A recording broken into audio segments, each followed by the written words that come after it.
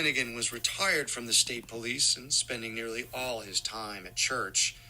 He was as close as a layperson can get to being a priest, even helping conduct ceremonies to celebrate Mass.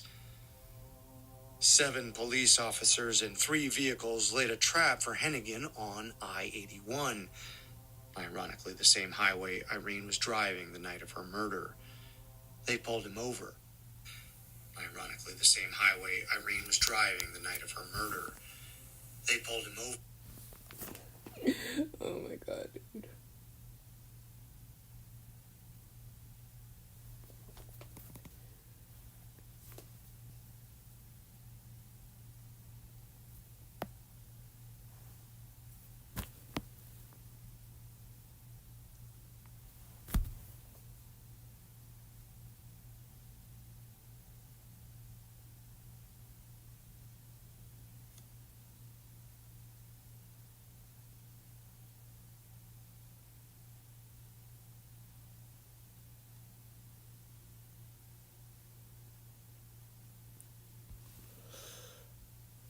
Him as a group, asking him to come to a nearby motel and answer a few questions.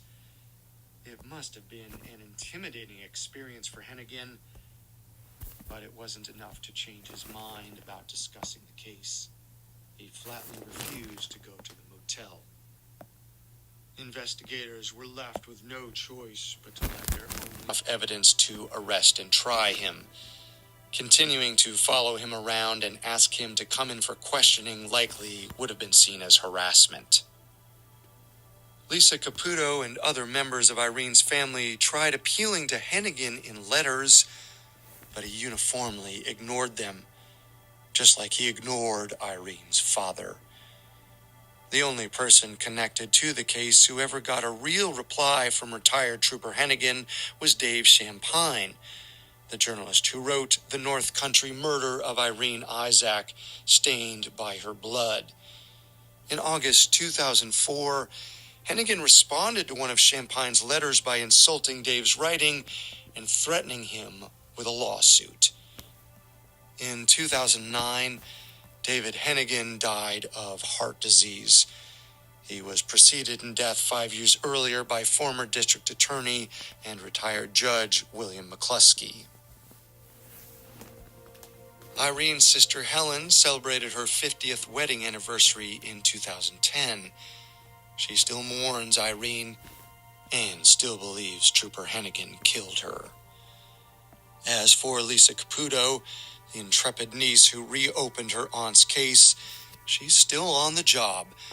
She gives interviews about Irene every chance she gets, hoping that keeping her name in the news will eventually jog someone's memory.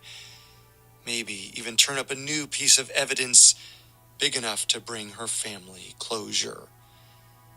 Helping to keep Lisa's hope alive is her newfound ally, the mystery writer and attorney Tom Riley.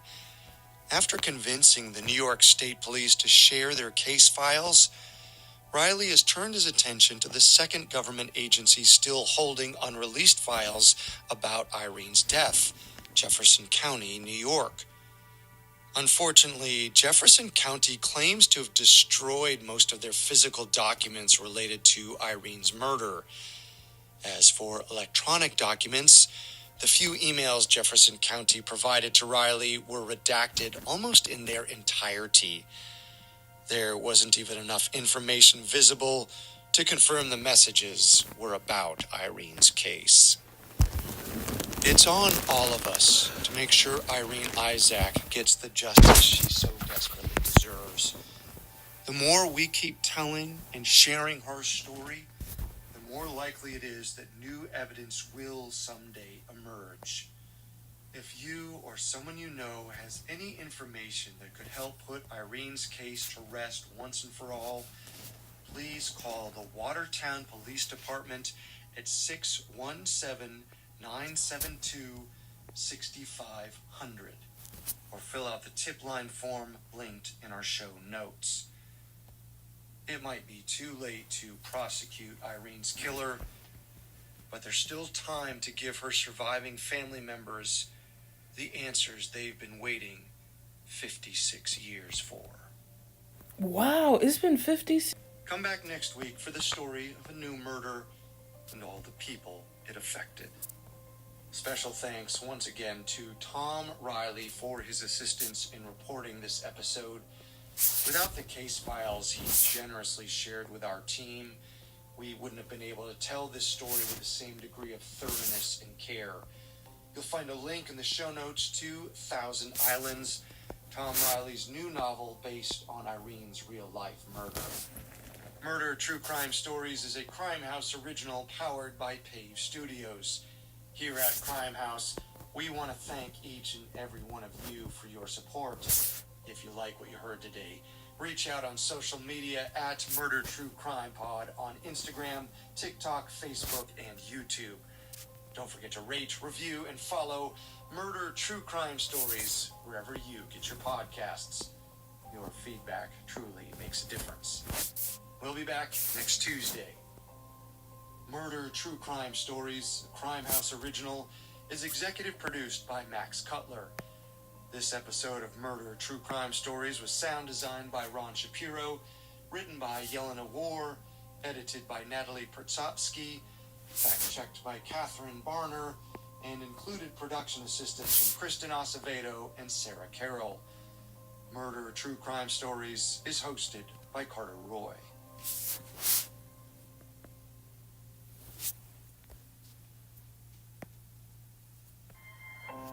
Hey there, Carter Roy here. If you're enjoying my podcast, Murder True Crime Stories, then you'll love another Crime House show called Mind of a Serial Killer. This is Crime House. A mother's love is a powerful thing, but sometimes it's not enough to protect their children from the dangers that lurk nearby, especially in a place like Hollywood. In January 1947, a shocking discovery shattered lives and captivated the nation. A mother lost her daughter, and the dreams of a young woman were brutally cut short. Despite intensive investigations, the truth remains frustratingly out of reach. The mystery of the Black Dahlia endures as a chilling reminder of the darkness that can hide in plain sight.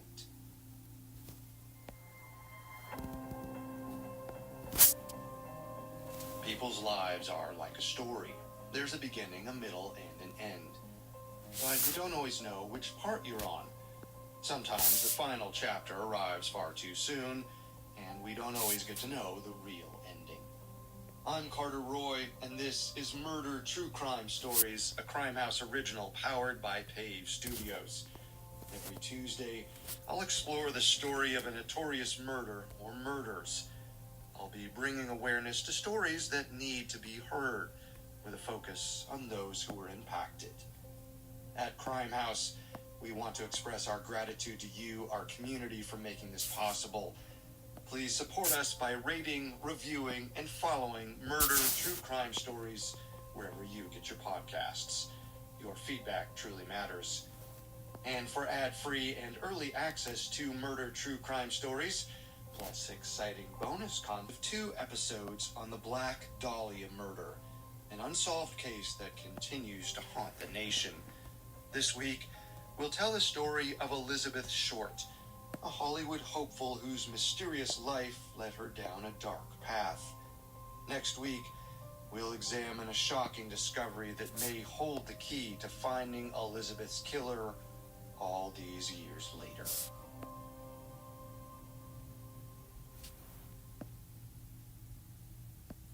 Hey, I'm Ben Stiller. I'm Adam Scott. Leo and his wife Phoebe were able to enjoy a quiet middle-class life with their 5 young daughters. But in 1929, the stock market crashed and Cleo lost the business.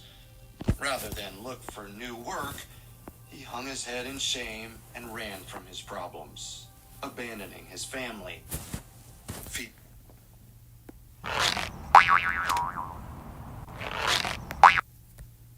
Wait, God. We listen to you, and that's why I'm here to share a hack on how to play with the jelly texture of Paper.io 2, which will help your character reach 100% of the map faster than ever before.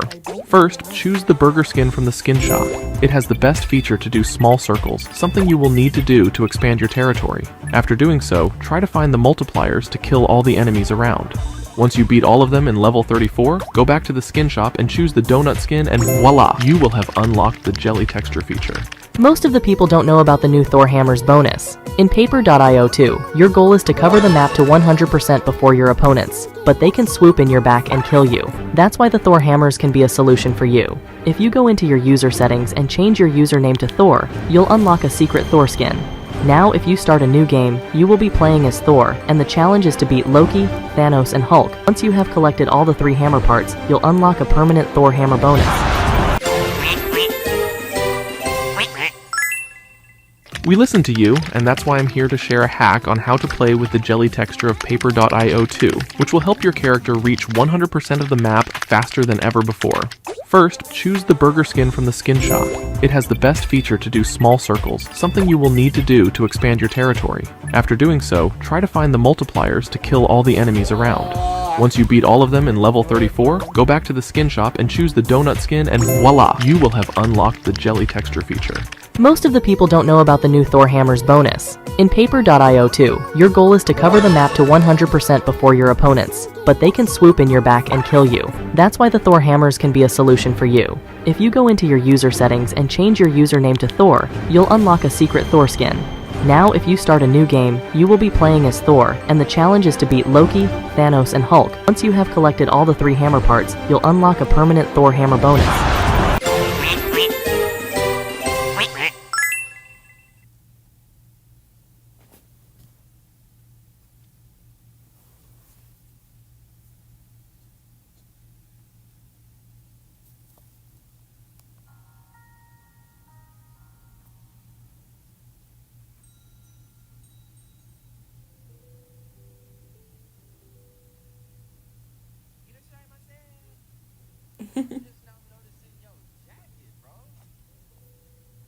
Oh, he does animations.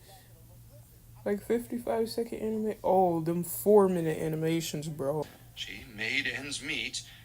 If Cleo couldn't find a way to take care of their girls, she would. Amidst all this, Phoebe received word that police found Cleo's abandoned car on a bridge. Given the situation, officers assumed Cleo had died by suicide. It was enough to make Phoebe want to flee from their home and all the memories it held. Later that year, she and her 5 daughters gathered their belongings and moved to a new apartment nearby. The 3rd floor walk-up was a far cry from their spacious house in Medford, but it was all Phoebe could afford. Most of her daughters seemed to be adjusting well, but Elizabeth, who was about 6 at the time, struggled with all the changes. She told Phoebe she missed her father and their old home. Phoebe was desperate to make Elizabeth feel better, so she told the girls to unpack their nicest clothes and get dressed. They were going to the movies. Elizabeth loved going to the theater and looked up at the big screen. They felt transported to another world. The more time Elizabeth spent at the movies, the more she wanted to move to Hollywood and become a movie star. Phoebe believed in her daughter. She knew Elizabeth was special, but mostly she was happy to see Elizabeth excited about something. Soon, Elizabeth started making friends in the neighborhood. They nicknamed her Snow White for her dark hair and fair skin. Elizabeth took it as a compliment. Even at such a young age, it was like she knew her striking appearance would help her land Hollywood roles. But before long, Elizabeth had to put her dreams on hold. Shortly after the family moved into their apartment, Elizabeth started having severe asthma attacks. They were manageable for a few years, but eventually they got so bad that Phoebe would have to call the doctor in the middle of the night. He would race over to their apartment and give Elizabeth an adrenaline shot. Elizabeth's health continued to decline, and around 1939, when she was about 16, she had to undergo lung surgery. The surgery was a success, but Elizabeth still had to be careful. Doctors suggested she avoid the freezing Massachusetts winters and go somewhere milder during those months so that she could breathe easier. Phoebe had friends who lived in Miami, and they offered to host Elizabeth. While Phoebe didn't like the thought of her daughter being so far away, she wanted to prioritize Elizabeth's health. So in 1940, Elizabeth spent her first winter down in the Sunshine State. Elizabeth wrote to Phoebe telling her about a part-time job she got at a beach resort and all the friends she was making. She was also pleased to report that she hadn't had one asthma attack. Before long, Elizabeth was landing modeling gigs and winning beauty pageants, which made her even more determined to make it in Hollywood. Toward the end of winter, Phoebe got another letter. Elizabeth had big news. She planned to drop out of high school and live in Miami full-time. This lasted for a couple of years, until the spring of 1942, when Elizabeth was around 18 years old. She was going through a breakup, and while it wasn't devastating, she seemed to take it as a sign that she needed to regroup. So she returned home to Medford. Once she was back, she stunned everyone in town. Elizabeth Short had a major glow-up. Friends said she sported fur coats, dark stockings, platform heels, and heavy makeup. Beyond her fashion choices, Elizabeth carried herself like a star. She always had perfect posture and walked like a model. People said she looked made for the big screen. Phoebe was proud of her daughter. Despite the hardships they'd been through as a family, not to mention Elizabeth's health issues, she'd managed to hold her head high. But Phoebe wouldn't be basking in the glow much longer, because soon the past would come back to haunt the Short family.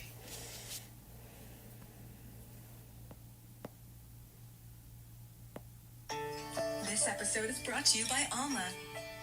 Alma, get a reality low 10 to... In the early 1940s, Elizabeth Short returned home a woman. She was only about 18, but she stunned her small town with her newfound elegance. Elizabeth was determined to turn her good looks and charismatic personality in the mail. It was postmarked from California, which was odd. Phoebe didn't know anyone there. However, she did recognize the handwriting. It was Cleo's, the husband she thought was dead. He explained that after the stock market crashed, he was so ashamed about not being able to pay the bills that he just left. For about 12 years now, he'd been working at a shipyard in Northern California, making good money. Now that he could support his family, he wanted to come home. Phoebe wasn't having it. She grabbed a pen and scribbled furiously, telling Cleo she didn't forgive him and not to come home. As far as she was concerned, he was dead. That was the last thing Phoebe ever said to Cleo. But as time went on, it seemed like she started to second-guess herself. Maybe she felt guilty for keeping Cleo away from their girls. He was their father, after all, and most of them were grown up by now. They had the right to make their own decisions. While we don't know exactly how Elizabeth found out about her father, we do know she was thrilled to hear. To her delight, he wrote back and told her she could live with him while she looked for work. Elizabeth was ecstatic, but Phoebe wasn't so sure. She expected the girls would want to get to know their father, not drop everything and move across the country to be with him. But Elizabeth insisted, and in the end, Phoebe didn't want to stop her daughter in Boston and watched Elizabeth board a train to California. Almost as soon as she arrived in Vallejo in Northern California, the city where her father lived, Elizabeth had a rude awakening. The climate was the first thing that caught her by surprise. She'd expected sunshine and warm air, much like Miami, but the San Francisco area was blanketed in fog.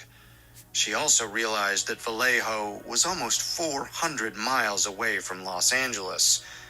Her father had been so encouraging in his letters, she figured he would take her there for auditions. But Elizabeth quickly realized that was just wishful thinking. The doting father she'd imagined was no. Leo's home in January 1943, about a year after moving in with him. It's hard to track her movements after this.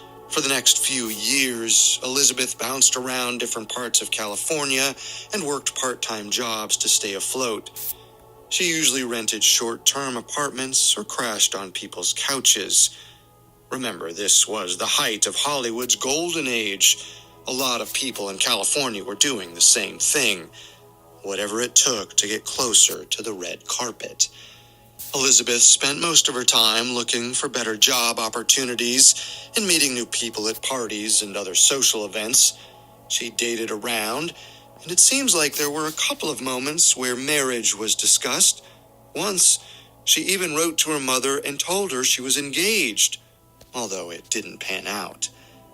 Eventually, Elizabeth landed herself an apartment on Hollywood Boulevard. For her, this was a dream come true. But looking back, it was the beginning of the end. Start fresh in the new year as you set resolutions for 20... Probably didn't faze her. She grew up in close quarters with her mother and sisters. All the women were probably just happy to have a place they could afford in such a prime location. But in the winter of 1946, 2 months after Elizabeth moved in, her landlady Juanita noticed change. In the beginning, Juanita often saw the Hollywood hopeful heading off to work during the day and darting off with friends at night. She was happy and talkative. Now, Elizabeth looked tired and anxious. She was late on rent, which was out of character. Juanita thought Elizabeth may have lost her job. One of Elizabeth's roommates, Linda, also grew suspicious. She said that Elizabeth constantly received phone calls. In particular, a man named Maurice called her every single night. On December 9th, 1946, Linda noticed Elizabeth was extremely on edge. She asked what was wrong, but Elizabeth wouldn't or couldn't say. All she told Linda was, quote, "I've got to hurry. I've got to get out of here." Elizabeth told her she was going to live with her sister in Berkeley, back in Northern California. Then, just like that, she was gone. The truth was, Elizabeth did have a sister in Berkeley, but they hadn't spoken in a while. Elizabeth wrote to her mother and sisters occasionally, but it seemed like they'd grown apart. So instead of going to Berkeley, Elizabeth hurried to the nearest bus station and used what little money she had to go south to San Diego. There's no telling why Elizabeth chose San Diego. Maybe she was running from something or someone, and it seemed like the furthest she could get without anyone finding her. Or perhaps she grew tired of the fast life and wanted to be someplace quieter.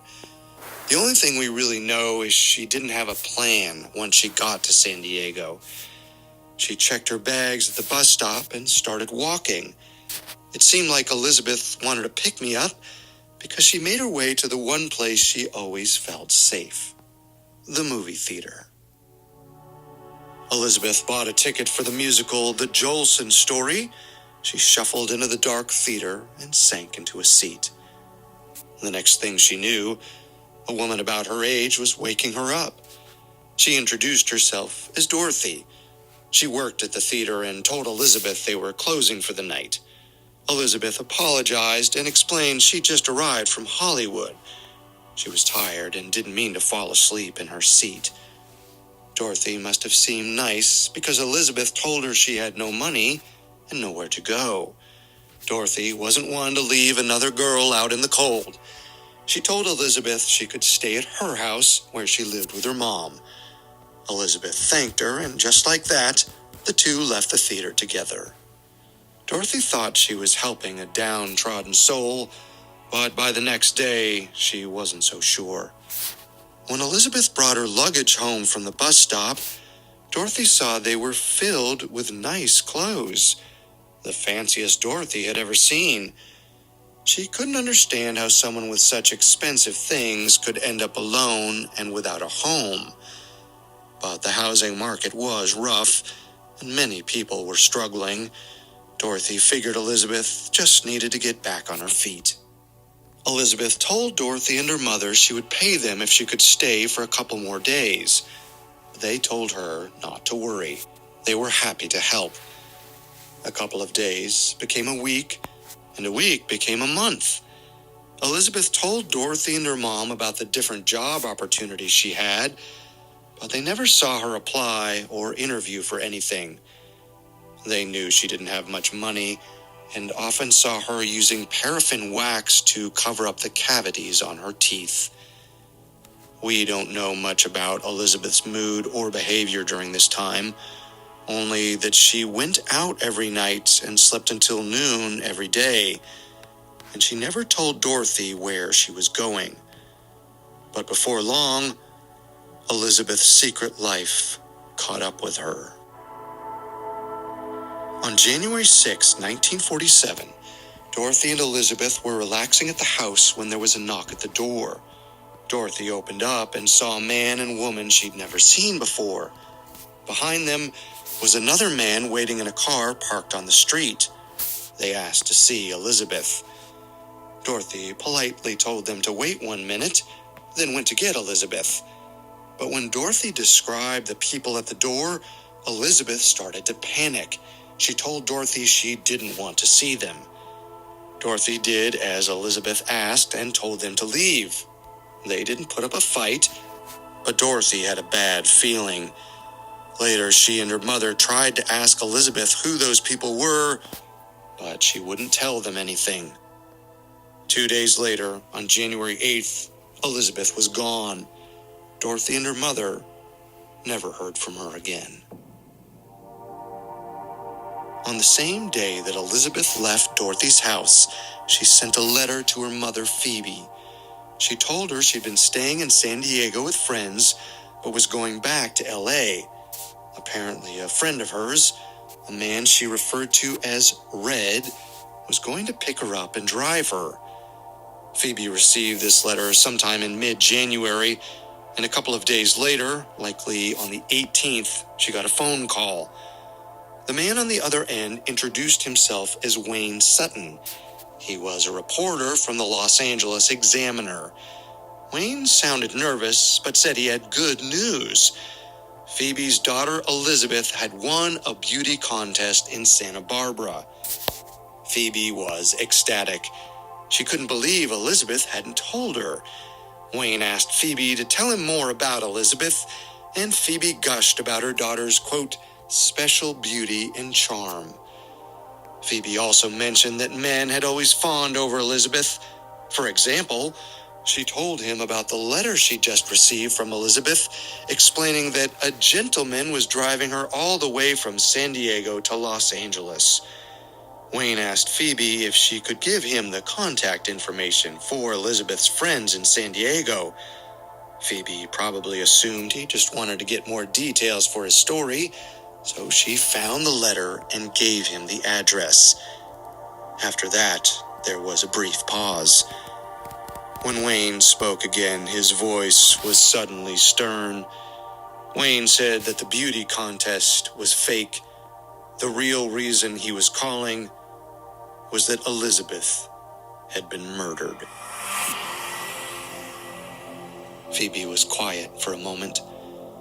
Then she told Wayne she was sure there was some mistake.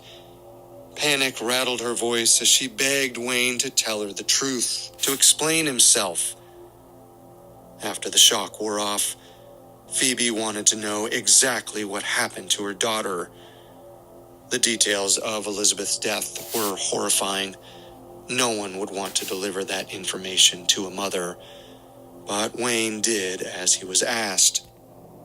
Wayne explained that on January 15th, 1947, Elizabeth's body had been found next to a sidewalk in an LA suburb. The corners of her mouth were cut as if to resemble a wide smile, and her body was severed in two at the base of her spine. With that, Wayne glanced at his boss, Jim Richardson, sitting across from him. Jim was holding a phone to his ear. He'd been listening in on the entire conversation, coaching Wayne throughout. When Phoebe mentioned that Elizabeth was just with friends in San Diego, Jim whispered for Wayne to get the address. Once Wayne copied it down, Jim mouthed, "Now." That was Wayne's cue to tell Phoebe the truth. But Jim didn't care about Phoebe's feelings, nor did he care to show respect for Elizabeth. His actions were self-serving through and through. The only thing Jim cared about was getting the scoop and selling papers. It was shameful and disgusting, and sadly, only the start. In the coming months, the media circus around Elizabeth Short's death would only grow as people clamored to find an explanation for her brutal murder. But in a place like Hollywood, the truth is hard to come by.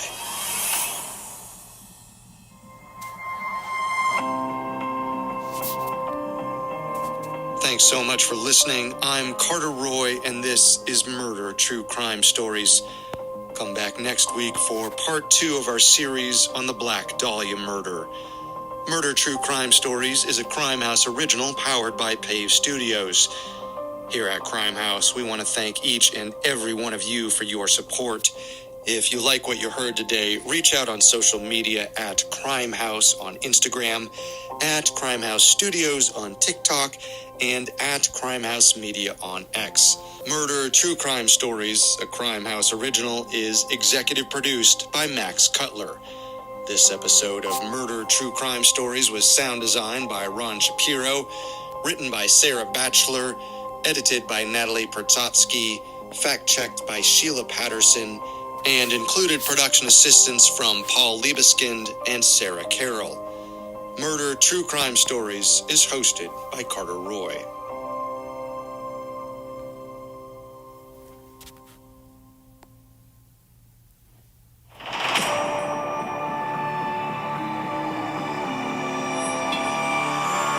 This is Crime House. In the 1940s, cities like Los Angeles were deceivingly glamorous. Sure, there was sunshine, shoreline, and nightlife, but that was just what people saw on the surface. In reality, that facade was upheld by conmen, conspirators, and killers. Hollywood explored its own seedy underbelly through a new genre called film noir. And while these black and white crime thrillers were mostly fiction, they drew inspiration from real life. When 22-year-old Elizabeth Short was found murdered in Hollywood in 1947, she was dubbed the Black Dahlia for her ink-black hair and all-black clothes. The investigation into Elizabeth's death unearthed details that were so shocking, they seemed like a film noir movie. The fact that they were true only made Elizabeth's death all the more horrifying.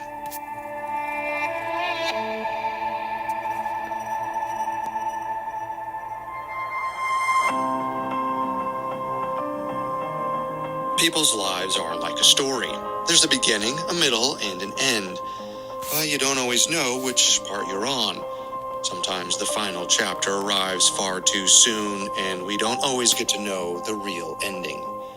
I'm Carter Roy, and this is Murder True Crime Stories, a Crime House original. Every Tuesday, I'll explore the story of a notorious murder or murders. At Crime House, we want to express our gratitude to you, our community, for making this possible. Please support us by rating, reviewing, and following Murder True Crime Stories wherever you get your podcasts. Your feedback truly matters. And for ad-free and early access to Murder True Crime Stories, plus exciting bonus content, subscribe to Crime House Plus on Apple Podcasts. Please be advised that this episode includes graphic descriptions of death and murder, including bodily mutilation and sexual exploitation. Listener discretion is advised. This is our second and final episode on the Black Dahlia murder, an unsolved case that has haunted America for 77 years. Last week, we told the story of Elizabeth Short's journey to the City of Angels, where her big dreams were cut short. Today, we'll follow the investigation into her murder and the surprising person who revived her case decades later.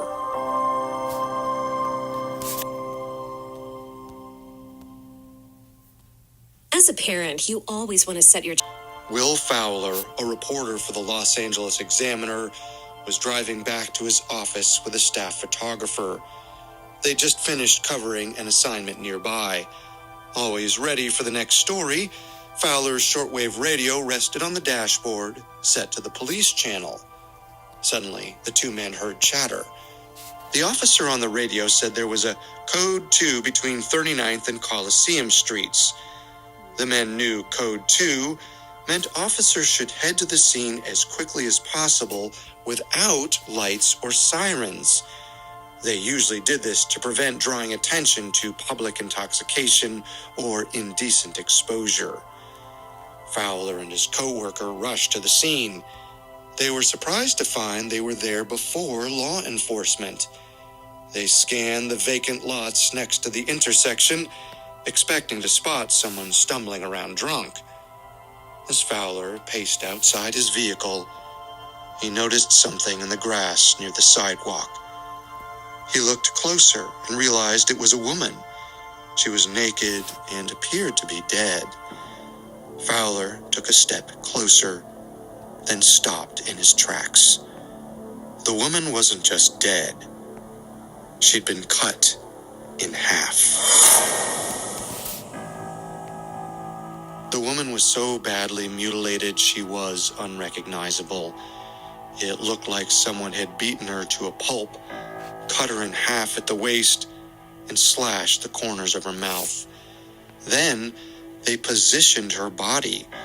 Her bottom half was carefully aligned with her torso, and her arms were raised above her head, both slightly bent but symmetrical to each other. Fowler and his colleagues got as close to the body as possible, quickly taking notes and photographs. Soon, officers and other reporters swarmed the scene. Amid the chaos, Fowler slipped to a nearby payphone and called his editor, Jim Richardson. He told Richardson everything he knew. Then he and the photographer rushed back to the Examiner offices, where the newsroom was already abuzz. They got to work on their breaking story. Meanwhile, Captain Jack Donahoe, the chief of homicide, sent Detective Harry Hansen to the crime scene. Hansen joined the LAPD in 1926 and now in 1947 supervised most homicide investigations in his district. Hansen considered murder scenes to be sacred ground and thought they should be treated as such. This included refraining from touching the body or the area around it. When he arrived at the heavily disturbed crime scene, he was livid, especially when he saw the state of the victim's body. Immediately, Hansen could tell this was an extremely violent murder.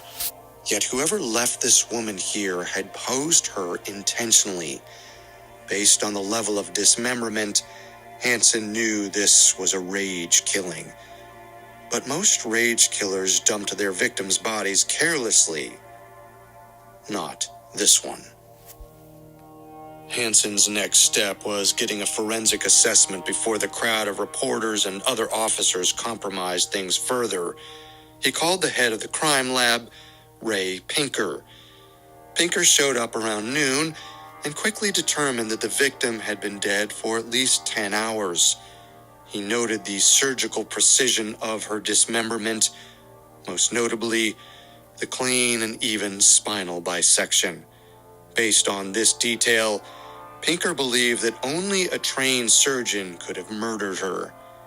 In addition, there were rope marks around her neck and signs of blunt force trauma to her head. It appeared she had been tortured for hours before she died. And not just physically, but psychologically. This next detail is pretty disturbing if you want to skip ahead 15 seconds. As well as the beatings, Pinker found evidence that the killer had forced the woman to eat feces before she died. The only identifying feature he could discern was a small amount of wax the woman had used to conceal her dental cavities.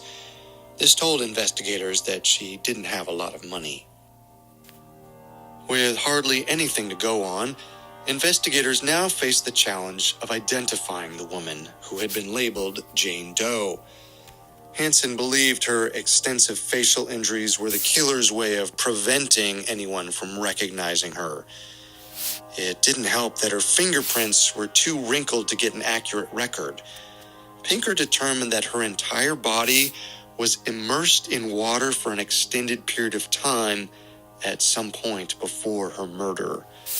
But there was no other way to ID her, so Pinker applied some ink to Jane Doe's fingertips and transferred her prints onto a card. But at the time, the LAPD didn't have a way to cross-analyze the prints, so Pinker mailed the card to the FBI.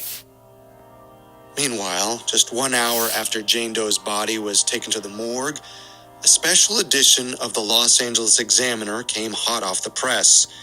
It included a front-page photo of the crime scene, retouched to conceal the gruesome injuries.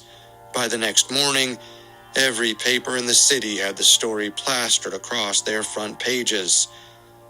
For the Examiner, this was just the beginning. Examiner editor Jim Richardson somehow caught wind that the LAPD had mailed Jane Doe's prints to Washington. On January 16th, he contacted Captain Donahoe and said the paper could help. Richardson knew there were snowstorms on the East Coast, and it would be a while before the FBI received the prints. So he offered to let Donahoe wire a copy of Jane Doe's prints to the FBI using the paper's sound photo machine. This was the newest, fastest way to wire images. Think of it like a fax machine. Donahoe took Richardson up on his offer. Once the FBI received a clear image of her age on an army base just outside Santa Barbara, and her fingerprints were shared with the FBI. When the FBI received Jane Doe's prints from the LAPD, they found a match. The victim's name was Elizabeth Short. Detectives tried to keep this under wraps, especially now that they were trying to find Elizabeth's family. Unfortunately, Examiner reporters were also on the case, and they worked faster than detectives. On January 17th or 18th, just a few days after Elizabeth's body was found, a reporter named Wayne Sutton used Elizabeth's arrest record to learn she was from Medford, Massachusetts. Then, he used the Medford information line to get her mother's phone number. Jim Richardson brought Wayne into an office and instructed him to call Elizabeth's mother, Phoebe. But he wanted him to lie to her and say he was calling because Elizabeth had won a beauty pageant. That way, murder was for her family. It also showed a total lack of respect for Elizabeth, even in death. Elizabeth Short's murder was making waves across the country, but newspapers were referring to her as the Black Dahlia. She got the nickname because of her ink black hair, the all-black clothes she wore, and the fact that the film The Blue Dahlia was popular at the time. Even if Phoebe had seen reports of the Black Dahlia murder, because of the nickname, she may not have realized the woman in question was her daughter. So when she found out the truth from Wayne, she was in shock.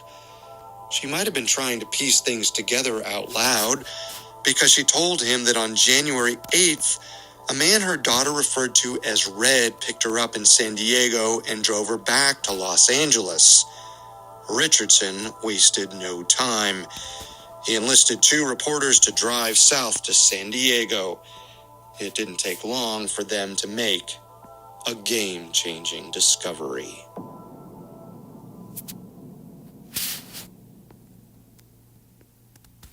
Start fresh in the new year. As you set explore new that a stone time than 25 links. Super solved 4 ways for looking to from the Los Angeles Examiner drove from LA to San Diego in pursuit of a man. Some reporters badges from the sheriff's office to help smooth over any scuffles with the law or gain access to restricted crime scenes. And since the Examiner reporters had those badges, motel clerks easily handed over their registers. When reporters gave the clerk at the Mecca Motel a description of Elizabeth, he remembered her, but not from January 8th. He recalled Elizabeth coming in with a man back in mid-December. Elizabeth Short had checked in with a man named Robert Morris Manley on December 16th, 1946, a little over a month before she was killed. To top it off, Manley had provided his home address. The reporters hopped back into their car and raced to Manley's house in San Diego. While they were on the road, their colleagues interviewed some of Elizabeth's acquaintances. That's how they learned she had checked luggage at a bus station at some point. The Examiner contacted Captain Jack Donahoe, the chief of homicide, and told him what they learned. For the most part, they said they would tell him where the luggage was, but only if officers opened the bags in the newsroom so reporters could document everything. Donahoe was indignant, but the luggage could be a huge break, so he caved. Inside, there were some of her clothes, photos of Elizabeth's life. Investigators spoke to the man Elizabeth wrote to, but it doesn't seem they learned anything groundbreaking. But maybe the reporters in San Diego would. Later that day, on January 18th, the Examiner staff arrived at Robert Manley's house. Manley wasn't home, but his wife was. She informed them that her husband was on a business trip and would return the next day. The reporters knew Donahoe would want to know what they'd learned, so they called him up and gave him the rundown, including his address. Then they phoned their colleagues at the Examiner. They told them they could name Manley as a suspect in Elizabeth Short's murder. The following day, January 19th, LAPD detectives pulled up to Manley's house in San Diego. He still wasn't back from his business trip, so they waited outside until he returned. Then they ambushed him. Manley maintained his innocence, but agreed to go to the station for questioning. But once Manley was in the interrogation room, he suddenly clammed up. Detective Harry Hansen and Captain Donahoe seemed to think only one person had a shot at getting Manley to tell his side of the story. That person was Aggie Underwood, a reporter for the Los Angeles Herald Express. Not only was Aggie an excellent reporter, but she was a woman. Donahoe figured she could use her feminine charm to coax Manley to talk. Well, apparently the idea wasn't as silly as it might sound. Author Donald Wolfe wrote that Aggie used a motherly angle to make Manley feel comfortable with her. And it worked. Manley told her everything. He said he met Elizabeth about a month prior when he was in San Diego on business. He was driving around one day when he saw her standing alone on a street corner. He pulled up and asked if he could drive her home. Elizabeth declined, but Manley was persistent and eventually she accepted. They chatted casually in the car, and when they arrived at the house where Elizabeth was staying, he asked her out. When talking to police, Manley was forthright about the fact that he was unfaithful to his wife. Elizabeth said yes, and they hung out a few times after that, but Manley never mentioned if things progressed beyond friendship. However, the fact that they checked into a motel together suggests it was possible. And we do know that on January 8th, Elizabeth asked Manley to take her back to LA. He agreed, and they arrived there on the 9th. He dropped her off at the Biltmore, a luxurious hotel that hosted the Academy Awards up until 1943. Elizabeth told Manley she was meeting her sister there. At 6:30 p.m., Manley left and drove back home to San Diego, about 2 hours away. Elizabeth's body was found on January 15th. According to Manley, between January 9th and 14th, he carried on as usual, working during the day and going home at night. Things went on this way until the cops came knocking, and that was that. Manley was adamant that he didn't kill Elizabeth. Detectives looked into his story, and everything checked out. The hotel staff placed him there on the 9th, and his wife and colleagues corroborated the next few days. Robert Manley was cleared. Elizabeth's next known sighting was in LA on January 14th, just one day before her body was found. LAPD officer Muriel McBride was patrolling the downtown area on foot when Elizabeth came running out of a nearby bar. She was sobbing and looked scared. McBride tried to calm her down. Through tears, the young woman said that one of her former suitors had just threatened to kill her. McBride took Elizabeth back into the bar to find the man, but he was gone. After that, Elizabeth and McBride parted ways. McBride never knew Elizabeth's name until it was on the front page of every newspaper, and no one ever learned who the man was that had scared her so badly. From there, Elizabeth's movements were a mystery. Detectives waited for more information, and sure enough, on January 25th, they received key evidence. Someone mailed a suspicious envelope to the Examiner. Inside, 75 men. As usual, reporters documented everything before handing the items over to the LAPD. What you all The did 5 months Examiner ago had was inserted one of the itself into Elizabeth's investigation from the very beginning. Captain Donahoe had tried to get them to back down, but the reporters were insistent. Plus, they had given his department an important lead with Manley, but the FBI was also involved, and they were growing tired of the Examiner tampering with. On top of that, federal investigators suspected officers from the LAPD were leaking information to the press. The contaminated envelope was the last straw for the FBI. After that, the FBI ordered LA authorities to stop giving reporters access to the investigation. It was crazy to think how much damage the Examiner and other papers had already done when it came to Elizabeth's case. Ow. It's possible the FBI could have put a stop to it if they'd gotten involved earlier. But when it came to the envelope, it didn't matter in the end. Whoever sent the envelope had soaked everything in gasoline, meaning they couldn't ID the fingerprints.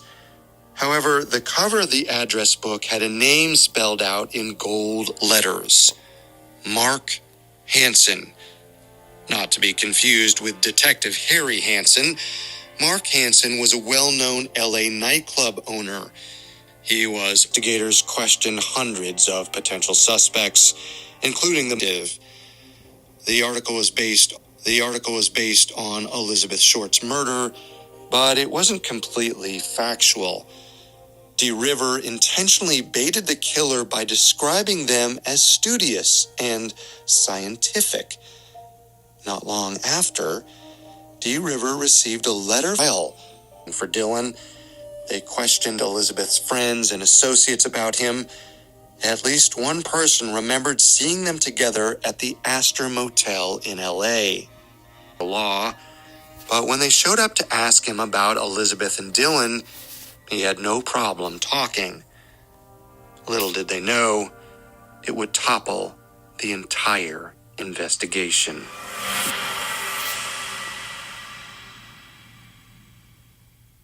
Start fresh and Ever visited the motel with Leslie Dillon, their latest suspect? Detectives asked Hoffman to think back to mid-January 1947 when Elizabeth was killed. Hoffman didn't have to think long. He explained that he would never forget what he saw the day she was murdered.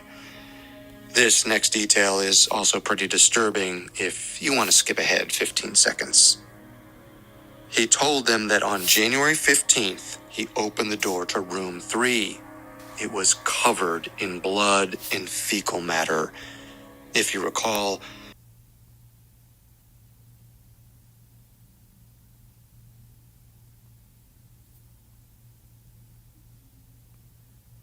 solid waste. Why he can't just say poop? Oh my god. crime lab had determined that Elizabeth was forced to eat feces before she was killed. Hoffman explained that he didn't call the police because he was in trouble over a domestic dispute with his wife, but he was certainly shocked. We don't know whether Elizabeth and Dylan checked into this room. The Astor was a popular place to solicit illegal sex work, so it's possible Hoffman didn't keep records. Even though there was no guest log to reference, the scene Hoffman described sounded exactly like the way detectives imagined Elizabeth's murder. Without any other leads to follow, they devised a way to apprehend Dylan. Dr. Paul D. River, the LAPD's psychiatric consultant, wrote to Dylan again. Meet in person. In January 1949, D. River hopped into a car with an officer to pick Dylan up. Dylan may have expected they'd go to a coffee shop or somewhere private to talk. Instead, they drove around for hours. D. River sat in the back seat with Dylan and asked him everything he knew about the case, even though they'd already written to each other about it. At first, Dylan was happy to run through it all again, but then things got weird. D. River suggested that whoever murdered Elizabeth would have to be strong enough to dismember and relocate her body. He wondered aloud how strong Dylan was. Dylan surely knew what the psychiatrist was getting at. Maybe Dylan was nervous, because when D. River asked him to take his clothes off so he could examine his body, Dylan agreed. Consulting with him, he was questioning him. He got anxious and said he wanted to leave the car, but D. River wouldn't let him. They kept driving around while D. River asked leading questions. Eventually, it became clear that he wouldn't get anything more out of Dylan, so he let him go. The LAPD didn't realize it then, but they just ruined their chances of getting a confession from Dylan. He was furious. He filed a $100,000 damage claim against the city and won. Because of this, the LAPD came under harsh scrutiny. That same year, a grand jury had begun investigating police corruption in the city. Public outrage had grown over the high rates of crime and violence. Things were so bad that FBI Director J. Edgar Hoover mentioned it in a speech. He said that the big city rackets and the level of criminal impunity, assassination of a notorious mobster in his Beverly Hills home. No one was ever charged, and afterward, mob warfare continued to rage. People couldn't walk down the street without fear of gang shootings or bombings. There were also revelations that the leader of a prostitution ring bribed LAPD officers in exchange for impunity, and that officers had also helped operate an illegal abortion ring. That was all on top of numerous unsolved murders of young women, including Elizabeth Short. They had a lot on their plate, but when Leslie Dillon filed his civil complaint, they bumped Elizabeth's case up on their agenda. Throughout their probe, the grand jury questioned countless LAPD officers, including Captain Donahoe and Detective Hansen. Surprisingly, Detective Hansen didn't know about Leslie Dillon before all of this, which was a very bad look for the LAPD. In addition, the grand jury's questioning revealed a connection between Leslie Dillon and Mark Hansen, the nightclub owner whose name was on the cover of Elizabeth's address book. Mark Hansen was brought in for questioning again, but just like before, he was let go, which was shocking, considering the grand jury was determined to get to the bottom of things. But remember, Mark Hansen was good friends with an LAPD detective. On top of that, as a wealthy nightclub owner, he was rumored to have ties to the mob. Maybe someone destroyed any evidence that suggested Mark's guilt, and that's why the grand jury had no grounds to charge him. Whether Leslie Dillon and Mark Hansen knew each other is still a mystery. In any case, when 1949 came to a close, a new grand jury was set to take over, and all the unresolved cases would be tossed out. But before the current panel adjourned, the foreman requested a continuation of the investigation into Elizabeth Short's murder.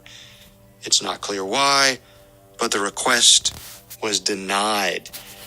Maybe this was because of the very corruption the grand jury was investigating in the first place. Either way, their files were hauled off to a warehouse. The grand jury did get one last word. In their final report, they wrote that they observed indications of payoffs and gross misconduct on the part of some law enforcement officers. By 1950, Elizabeth's case went cold. It stayed that way for 50 years, but in May 1999, a former LAPD detective named Steve Hodel made a shocking discovery that brought him back to the past. During the same time as the grand jury, renowned physician Dr. George Hodel ran an STD clinic and served as the county's public health administrator. George was a prominent member of LA society, but some people questioned his success. Some sources say he was a gynecologist, but others have speculated that he lied about his qualifications to open the clinic and gain access to people's darkest secrets. It was also rumored that George performed illegal abortions. The doctor's life was marred by scandal in other ways, too. He hosted sex and drug-fueled parties. People say he forced women to engage in sexual activity at these parties while others watched. George was friends with celebrities, government officials, and members of the LAPD. So if those rumors were true, his connections were probably why he never faced consequences. The first time George faced any type of justice was thanks to his daughter. In 1949, 2 years after Elizabeth Short's murder, George's daughter, Tamar, testified against her father. She claimed he raped and impregnated her. When she told him about the pregnancy, he laughed and said he would take care of it. It's not funny, but, like, I could possibly get banned from this. Like,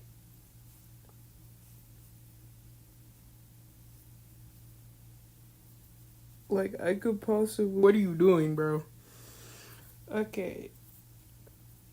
He would take care of it. Later, she said George gave her an abortion. During that trial, Tamar also connected George to Elizabeth Short. Tamar had once told a friend that George's mansion had secret passageways. Allegedly, Tamar said George used the passageways for evil deeds, namely, as a hidden place to torture and kill Elizabeth Short. Tamar was quoted accusing her father of murdering Elizabeth and saying he was going to, quote, kill me and the rest of the family because he has a lust for blood. Multiple witnesses corroborated seeing Elizabeth at George's parties. You might think this would make George look bad. Instead, George's lawyer convinced the public that Tamar told sensational stories for fun. This strategy worked, and in the end, George was acquitted. George's son, Steve Hodel, was only about... Mein Sohn, meine Mutter. Hold on, I gotta do my German. Because Duolingo is getting on my butt about, hey, it would be bad to lose your 3-day streak. Just saying. It's 9:47 in the morning. Actually, in the morning. I'm not gonna lie, I thought it was the afternoon. I'm not even gonna lie. Probably because I woke up at 3 in the morning. Don't ask why I wake up at 3 in the morning, okay? But this all went down. Meine Tochter, mein Vater.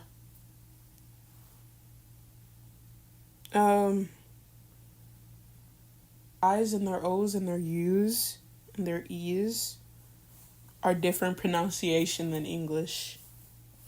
So their I's sound like E's, and then their E's probably sound like I's. Tochter. Tochter. Du bist mein Vater. Why are they making me? Oh my god. Du. Ja, du bist mein Mann. Du bist meine Frau.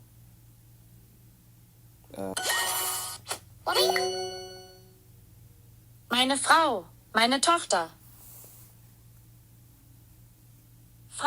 Tochter.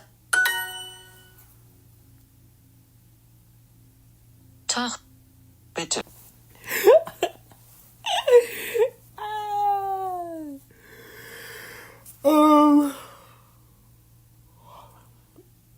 Du bist meine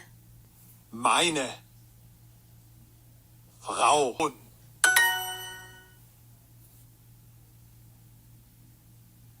Ja. I'm usually faster than that. Hey guys, So he probably didn't know You can about try Super Tamar's accusation for at the free? time. But later, he started piecing things together. Steve Hodel was born in 1941 and raised in Los Angeles.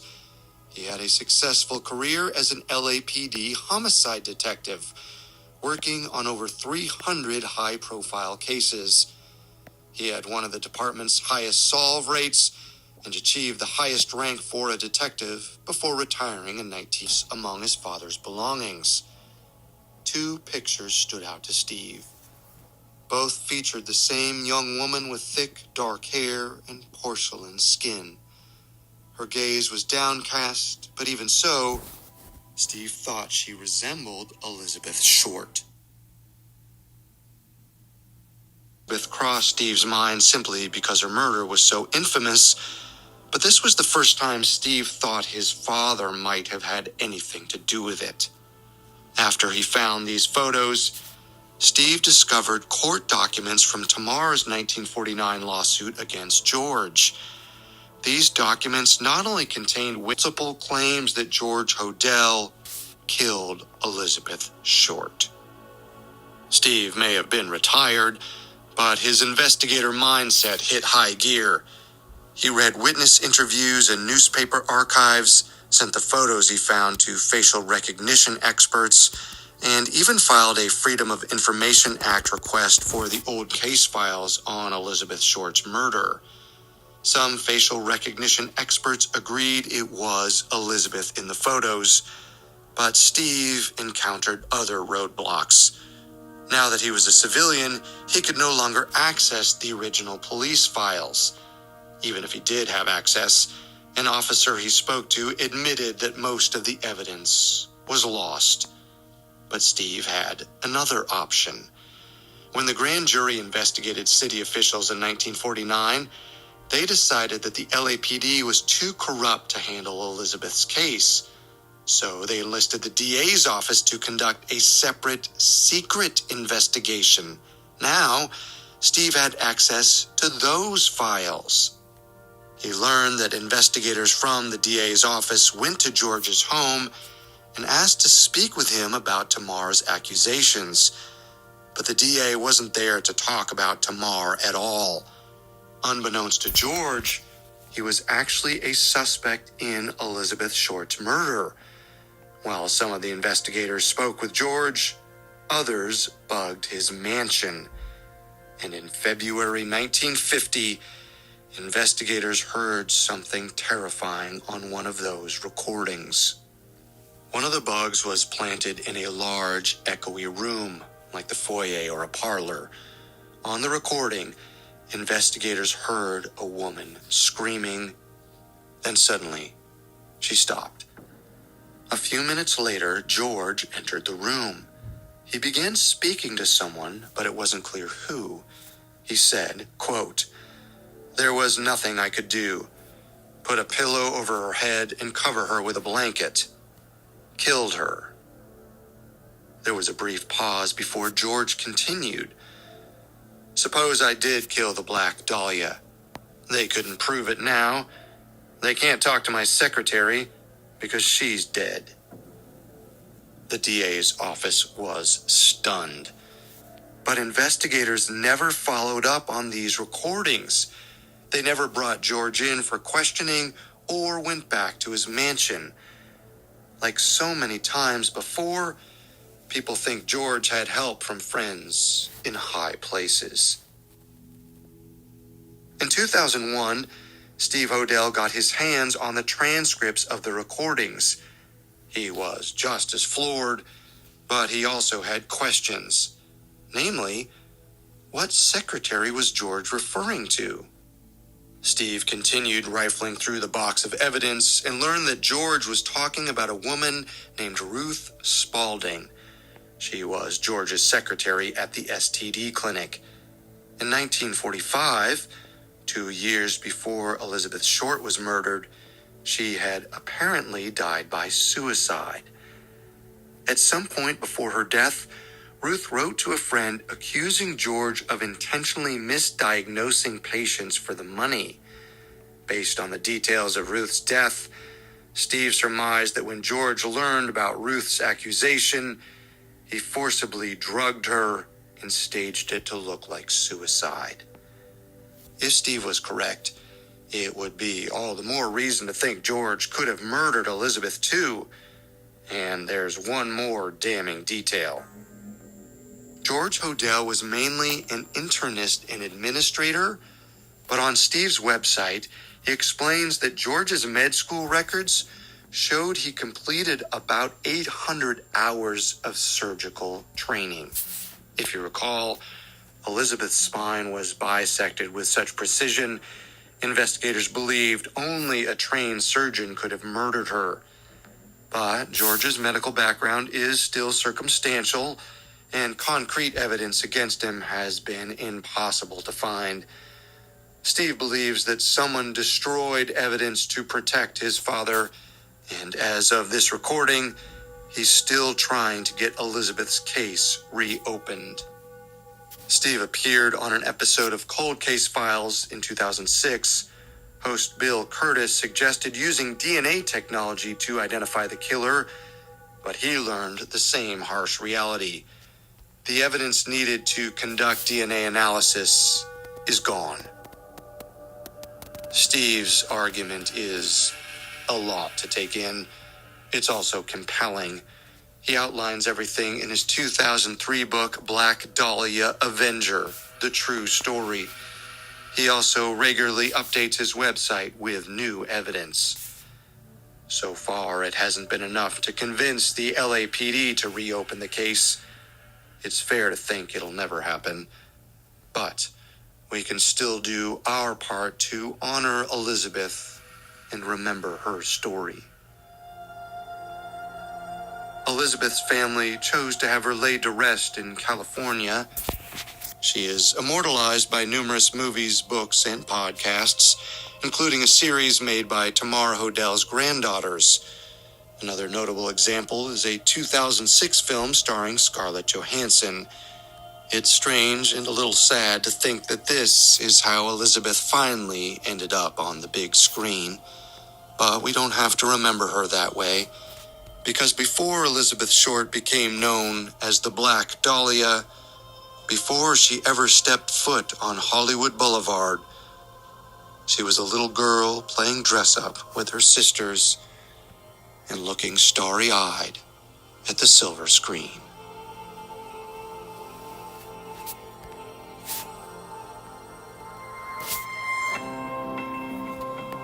Thanks so much for listening. I'm Carter Roy, and this is Murder True Crime Stories. Come back next week for another episode. Murder True Crime Stories is a Crime House original powered by Pave Studios. Here at Crime House, we want to thank each and every one of you for your support. If you like what you heard today, reach out on social media at Crime House on Instagram, at Crime House Studios on TikTok, and at Crime House Media on X. Don't forget to rate, review, and follow Murder True Crime Stories wherever you get your podcasts. Your feedback truly makes a difference. We'll be back next Tuesday. Murder True Crime Stories, a Crime House original, is executive produced by Max Cutler. This episode of Murder True Crime Stories was sound designed by Ron Shapiro, written by Sarah Batchelor, edited by Natalie Pertsovsky, fact-checked by... Most supplement brands on the market only so you can be easy to just plus free.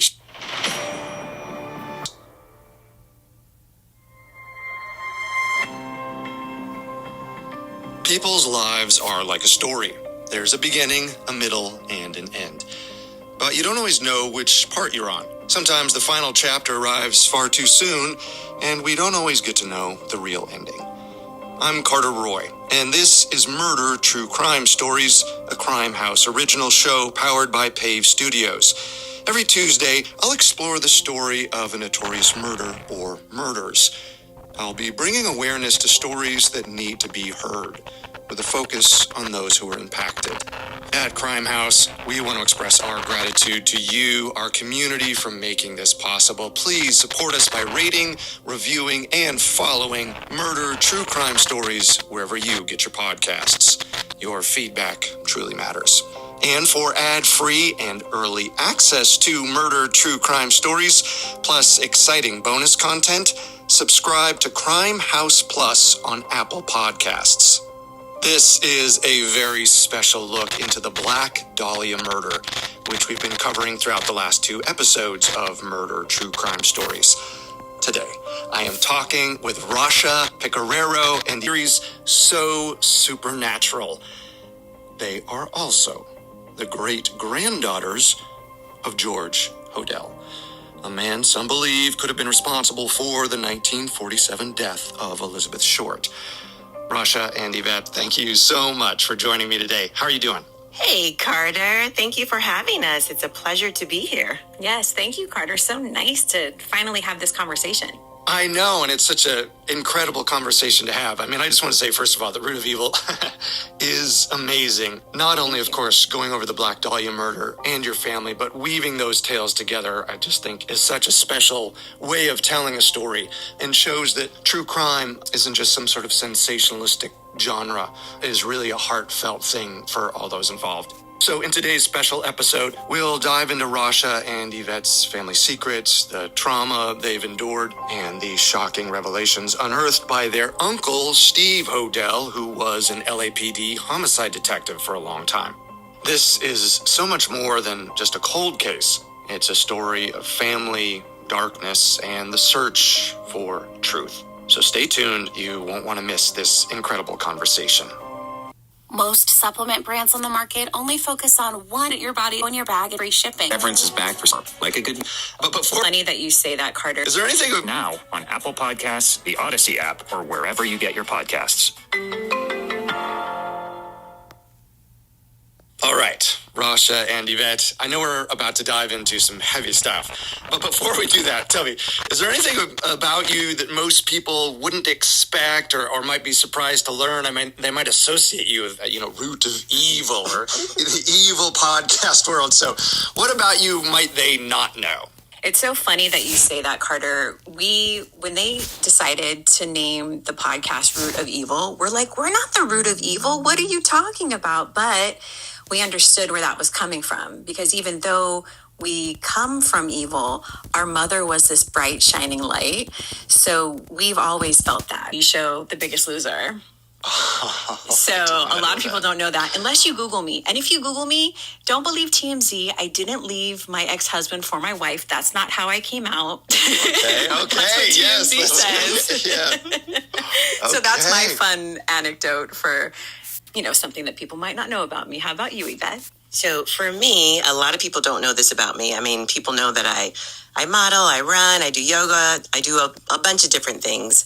But one thing they do not know is my husband is a cobbler, a very famous cobbler, a ciabattino in San Francisco, so a craftsman. So when 2020, hit us all unexpectedly, I started working with him and I started painting shoes and bags. And it was kind of like I just picked it up without even knowing. And funny fact is, my dad is an auto body painter. He's been doing it his whole life. So I feel like I kind of got that trait, and I never worked with my father when I was younger. So I can honestly say that I am a craftswoman. Well, and of course, you have a lot more going on than being a cobbler or making it out of The Biggest Loser. You also have an amazing new podcast right now called So Supernatural. So do you want to tell us a little about that?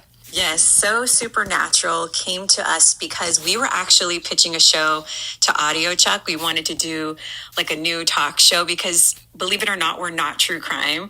We're normally like sunshine and rainbows and all these things. And Brittany Bigelow at Audio Chuck and Max Cutler at Pave Studios saw something really special in us. And after we had our meeting with Audio Chuck, Brittany asked our agent, hey, what do the girls think about supernatural things? And it was like a light bulb that went off. And we're like, we love supernatural, right, Yvette? Yeah, it was instantaneous that we were like, oh my God, this is it. And as soon as she said that, I told Brittany, I said the night before I had this dream, like I had this vision of mom like coming to us and saying, this is it. Because our mother on her journey, like of finding, her biological family, she would always get visions or visited by angels and all these mysterious and mystical things would show up in her life. So we were raised in that. We were raised in the mystical and the psychics and faith as well. So I'm like, I completely got goosebumps from head to toe when they said supernatural. We were like, yes, we are in. We are supernatural. That's in our DNA also. And when we found out that Ashley Flowers was going to be hosting with us, we have admired her for years and years. We were even nominated against her and Britt for Crime Junkie in the 2020 iHeartRadio Podcast Awards for Best True Crime Podcast of the Year. We both lost. Yeah, but, we've always admired Ashley because she is a powerhouse of a human being. Yeah, an incredible storyteller. Like we are just beyond honored to be on this team. And at the same time, geeking out every day that we get to do something that we truly, truly love. Completely. I mean, that is, it's such an amazing marriage when you get to be with people that you admire that much, doing work that you also love to do. Well, let's turn to the case that changed everything and has brought you here to today in a lot of ways, the murder of Elizabeth Short, known as the Black Dahlia. So how much did you know about this case, when you were growing up? It's obviously one of the most famous unsolved murders in American history. So a lot of people know about it. Was it something you knew before? And then when did you first find out that your family might be connected to it? For me, I'm the oldest daughter, so I think about this often, and I think it was probably when I was in my early teens that we had always heard that he was a very powerful. My mom and Tamar, always having these conversations. Tamar, my grandmother, my mom's biological mother. But again, they weren't, the kids weren't sitting around hearing every single detail. So it wasn't until in my teens that I started to learn more and understand the depth of, what was part of our DNA. And it wasn't really until, I have to say, 2003, when our great uncle Steve Hodel wrote the book, The Black Dahlia Avenger, that I thought the whole world now knows our history, It's a very unsettling feeling. I can't actually put it into words, but it does not feel good. Let's just say that. For me, I'm the baby. It's just Yvette and I, and we're 11 years apart. I don't remember a time that I didn't know about the unfortunate murder of Elizabeth Short and the Black Dahlia and George's connection to it, because Tamar and our mom always, spoke all the time. They spoke on the phone multiple times a day, even though we lived within a few miles of each other in Honolulu, Hawaii. But I always remember knowing that I came from this evil. And not only was he accused of killing Elizabeth Short, he was also accused of doing horrific things to our grandmother Tamar and, to other people. I can't remember if it was Dateline or 48 Hours that our uncle's, great uncle Steve was on. And I remember watching it with our mom and turning to her, because our mom's name was Fauna Hodel.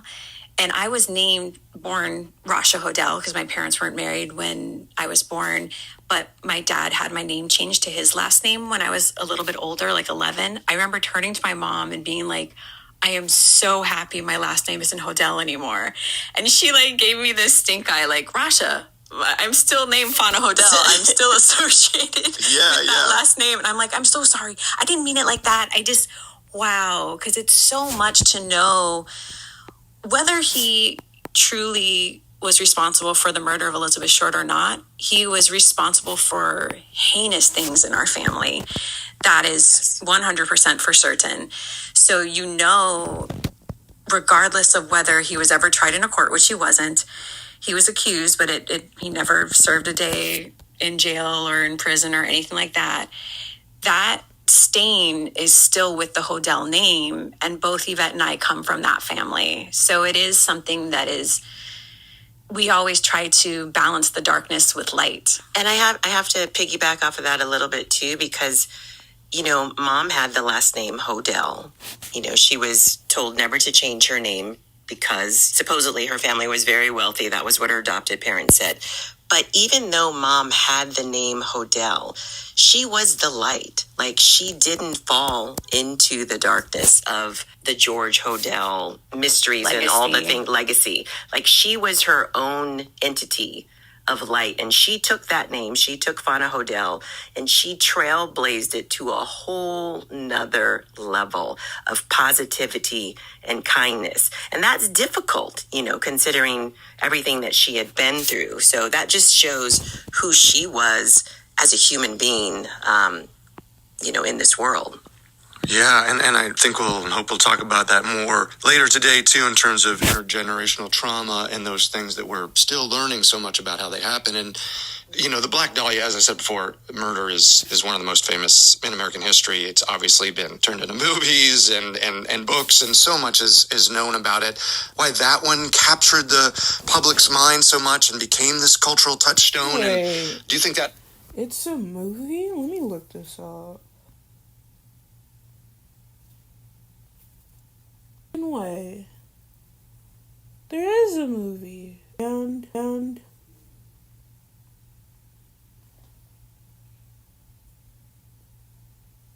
I have Prime Video on my phone. Let me look. Hold on. Wait a minute. Ain't no stinking way. A book.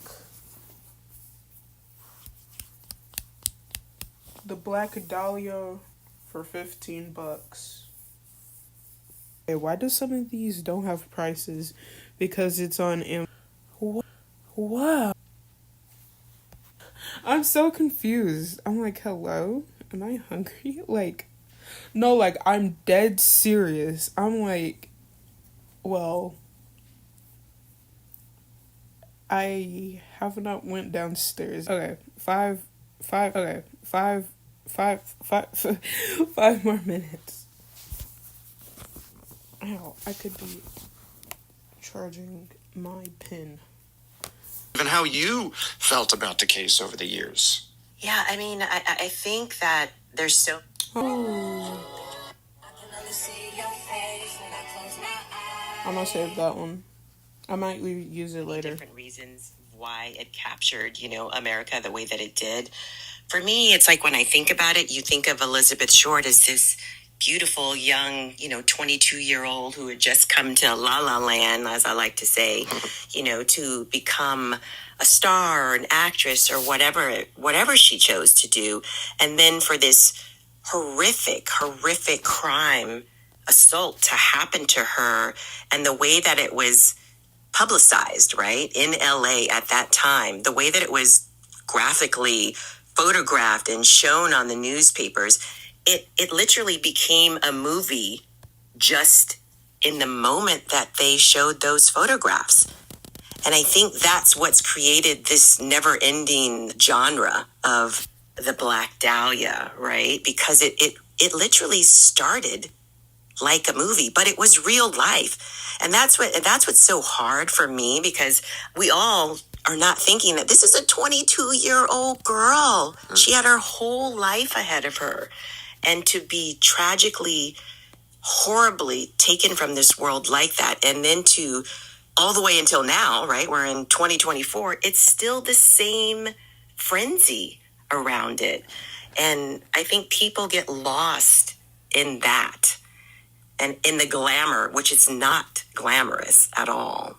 So there's so much to be said about Elizabeth Short and the time frame that it happened in and all the corruption that was happening in LA. Also, if you guys are lost, the two girls that are talking are the great bonus interview with great-granddaughters of the Black Dahlia crime suspect.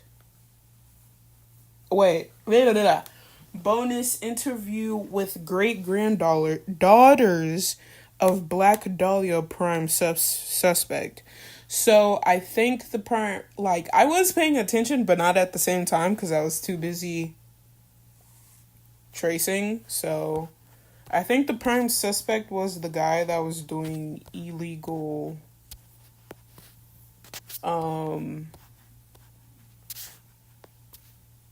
I just heard my neighbors cough. Now they're moving around. But, the prime suspect that was, doing weird stuff, Yeah, I'm so thankful in some ways when you talk about your mother and that history, because I think it's just so important. People are constantly how do we both acknowledge the horror of a murder, and something like the Black Dahlia, of course, grabs the imagination because of just how horrific and the staging of the body, etc. And yet, how do we pull her story out of that? And pulling her story out and humanizing her, we set the pattern for how we all do that over time to keep coming back to the light of it and not just sucked into the dark. Mm-hmm. I love that you say that, Carter, because we always say that. We're our mom was the light in the darkness, and that's her legacy, because she was a legacy of kindness and light. So we always want to talk about that. And Elizabeth had her own light. She was so young, and it was just so tragic what happened to her. And you're right, she was completely sensationalized and still is to this day. And she was a real person. A lot of people forget that. Right. They say, oh, the Black Dahlia. And we're like, Elizabeth Short. Elizabeth Short. Yeah. And her mother was huge on that. She always said, no, say her name. Say her name. Her name is Elizabeth Short. We want to keep making sure we remember the human. Exactly. Yes. We had it all. When you became aware, as you said, you kind of always known there was something about your great-grandfather. I confess, and probably other people are curious what it's like just at a personal level to try to process that kind of connection. Where do you put that? For me, I remember, so in 2003, when our great Uncle Steve's book came out, I was in college. And I remember writing a piece. I was in a journalism class, and I was writing a piece about basically how I'm so ashamed that George Hodell's blood runs through my veins. And I remember saying all these things as to why I knew I was going to be the light instead of the darkness. And that was because of our mom, Fauna Hodell, and because of my sister, Yvette. I always knew that darkness didn't mean we were dark. It didn't mean that we were any part of that. And our mom kept us away from him on purpose. And, because he lived until 1999. Yeah. And so, he was still a presence in this world when we were growing up and doing all these things. But for me, I just always was like, nope, I'm not a part of that. And that's why It's so interesting that Yvette and I have fallen into this, beautiful world of podcasting because we can use our voice for good now. We did that with Facing Evil. We were telling other stories, and we always talked about the light. And there's a word in Hawaiian because we were raised there. Imua means to move onward and upward. And at the end of every Facing Evil episode, no matter what victim or crime we were talking about, we always had to have that imua. How do you move onward and upward from this? Yeah. And you can't live in that darkness. You have to always look for the light. Or you have to find the helpers to help you get to the light, Yeah, and surround yourself with those type of people. Everything that Rasha said is so true. For me, when I totally really absorbed it was actually when Root of Evil came out. And I'm just going to go back a little bit, but I was always a very strong, very grounded. I'm a Leo, but my mom raised two very strong women. She was a single mom. She held it down, and she really instilled that strength and that light, and always let us know that this may be in our bloodline, but that does not define who you are and what you stand for in this world. So we always had that, right? But when Root of Evil came out, and obviously losing our mother, and that was life-changing for both of us, was the first time that it felt so real. As Rasha said, they named it Root of Evil, and we were like, but no, we're not the root of evil. Fauna Hodel was the brightest light on the planet.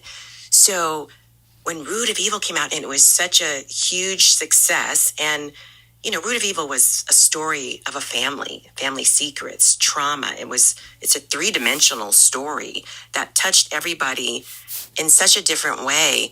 But that was the first time that it was like, this is a lot for me. This is, okay, yes, Steve's book came out in 2003, but now podcasting is this huge entity, and people are listening to your family secrets, up close and personal.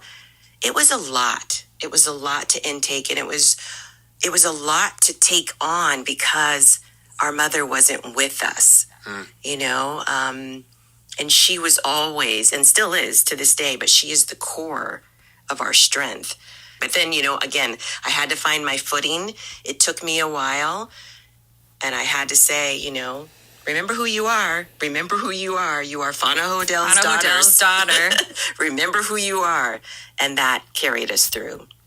That's the beauty of storytelling, right? When we share stories, you don't feel so alone.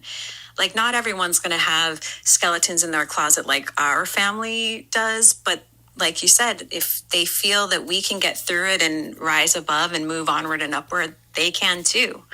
Yeah.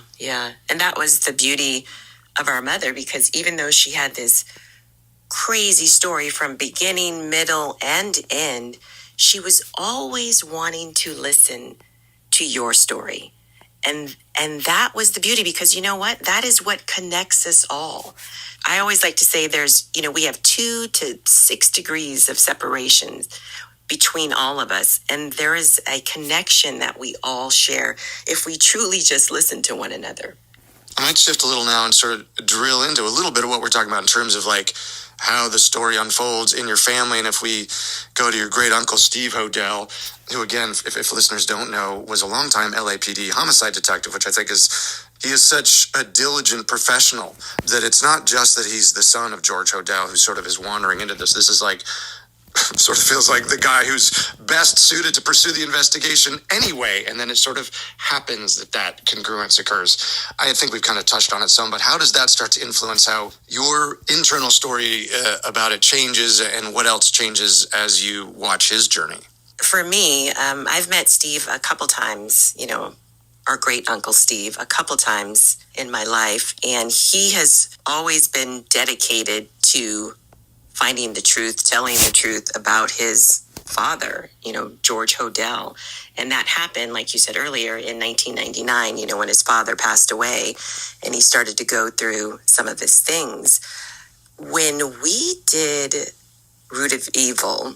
And we actually went on tour and we did the Today Show, we did Dr. Oz, we did Dr. Phil. To actually... They went on Dr. Phil, bro? I gotta look this up later because what? Wait, I think. Hold on.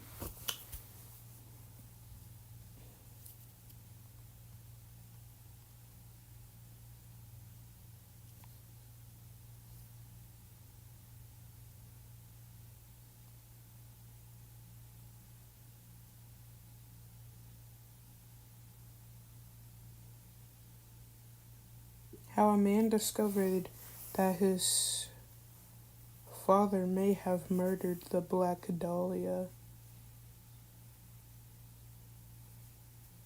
This was 5 years ago.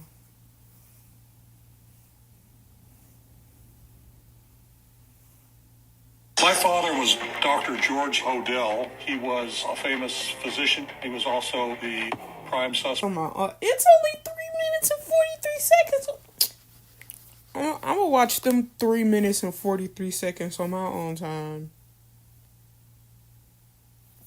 Right now, my pen is about to die, so I think once it 100% dies, we will,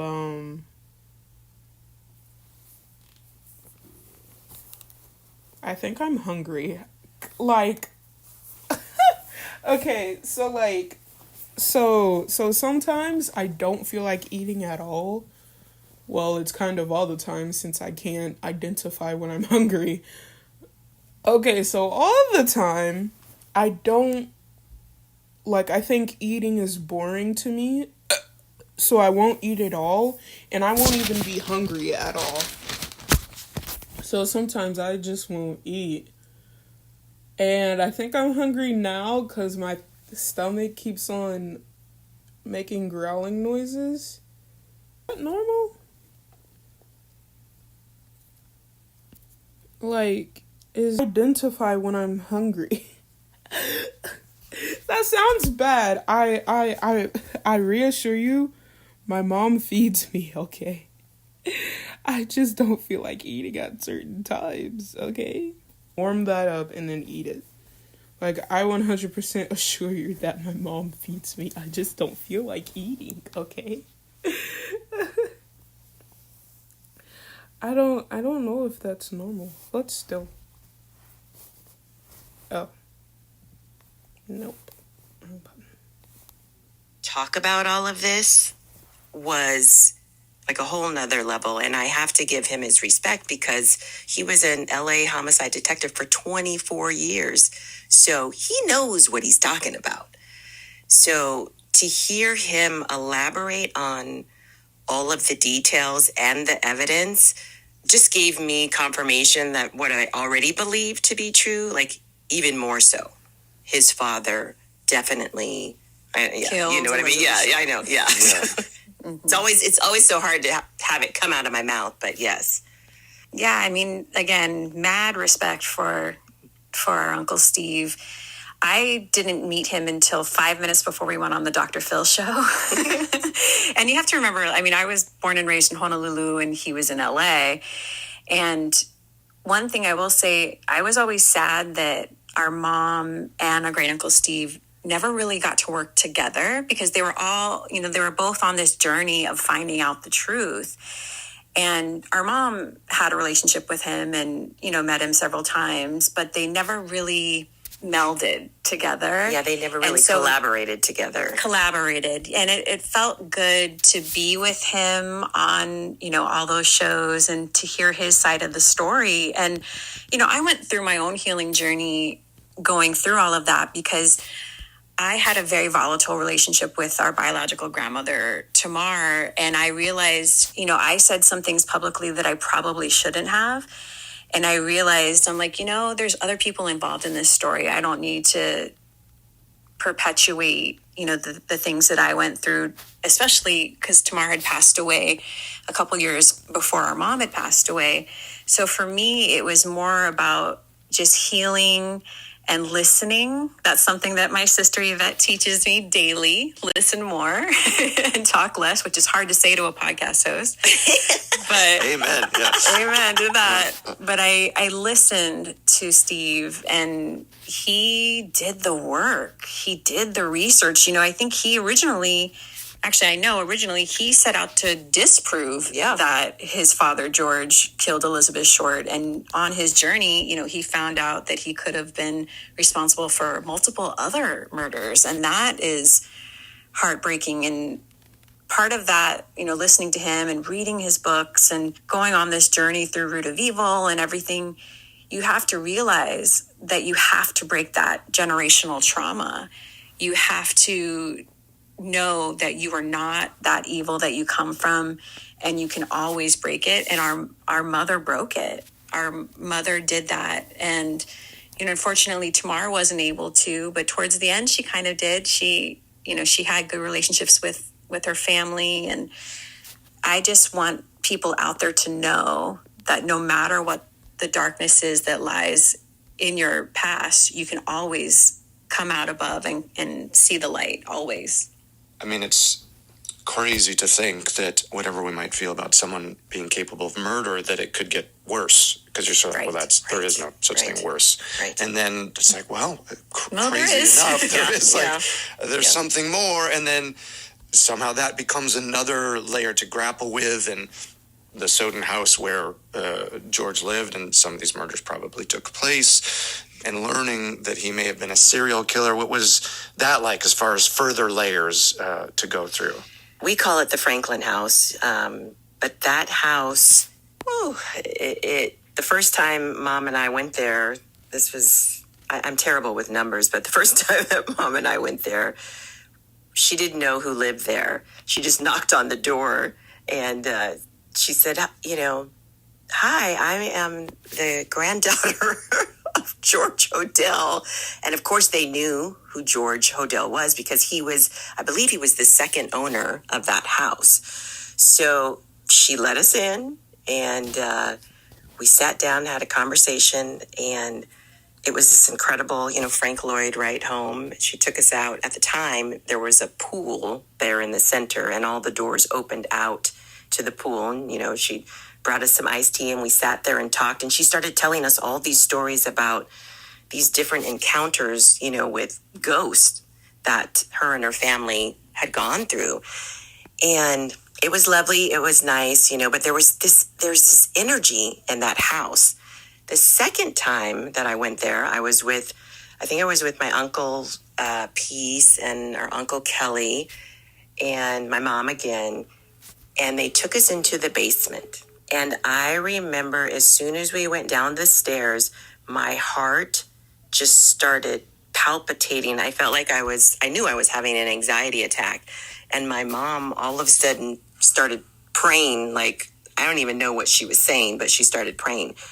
The energy that was in that basement was like none other I've experienced in my life. Like, when you walk into a place and something god awful has happened there, you can just, if you're an intuitive and sensitive person, such as myself, you feel that. And I felt that. And we got up out of there, and I was like, I never want to come back to this house again. Even I made her come back. Even though we did go back again, but it's an eerie feeling. And I believe that is absolutely where Elizabeth Short or someone else, I don't know, but god awful things happened down there. And in fact, not a lot of people know this, but the year before our mom was diagnosed with breast cancer, 2015, she was on the TV show right. Ghost Adventures, and she went to the home. And so, I mean, she's, again, been there multiple times. She took me separately from Yvette, and then Yvette and I, it ended up on the cutting room floor of Root of Evil, but we recorded an episode inside, the Franklin Soden house. And the same thing happened to me again in the basement. She had a full-blown panic attack in the basement, and I had to, hold on to her, and you feel it. It's almost like you feel something. My pen died. Yay. Now we have to stop. Ugh. There's a charger right here. Hold on. Let me try to charge it up real quick to give it some type of juice. Wait, what's this?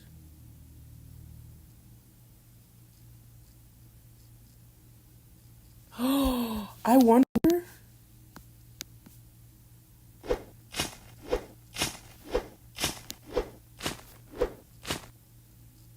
I wonder how many. No, wait. Oh, Jesus Lord. How many? Only 12?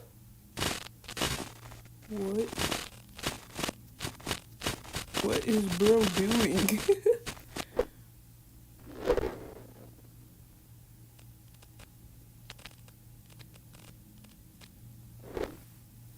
I wonder if I could, like, put a ball there. Hold on, let me see if my pen works. It's got some juice. I wonder if I could, like, put a little ball here. And then, like... Oh, wait, let's put it, like, above him. Like, right here. And then once he leaps for it...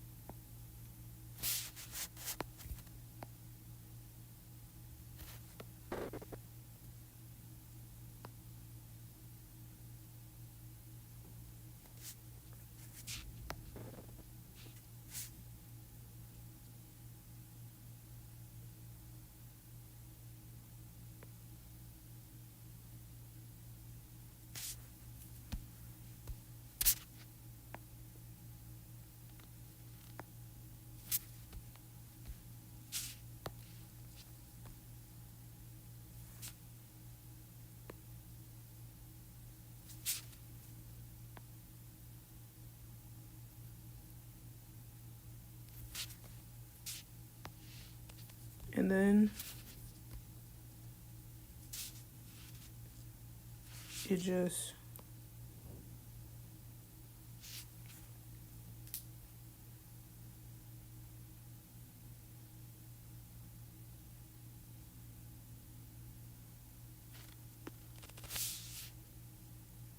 oh too many frames. You know what, never mind. Let's just I'll probably work on it. Maybe I should have put it a little bit more far away. I don't know.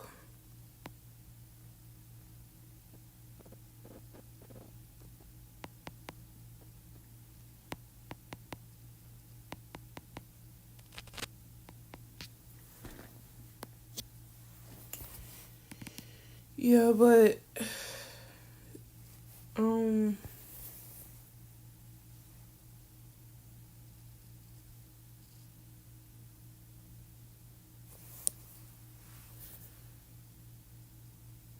I'm gonna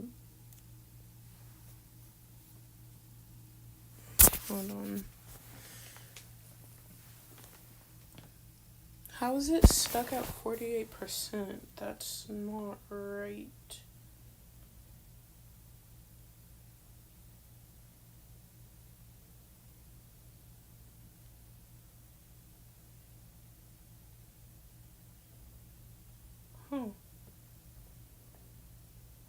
But I'm gonna go downstairs and then where's the switch actually? It's right here. I'm gonna go downstairs and put on, wait, is it even downloaded? It is downloaded, is it? Yeah, it is. So I'm gonna go downstairs and put this on the TV. So yeah, peace, if I can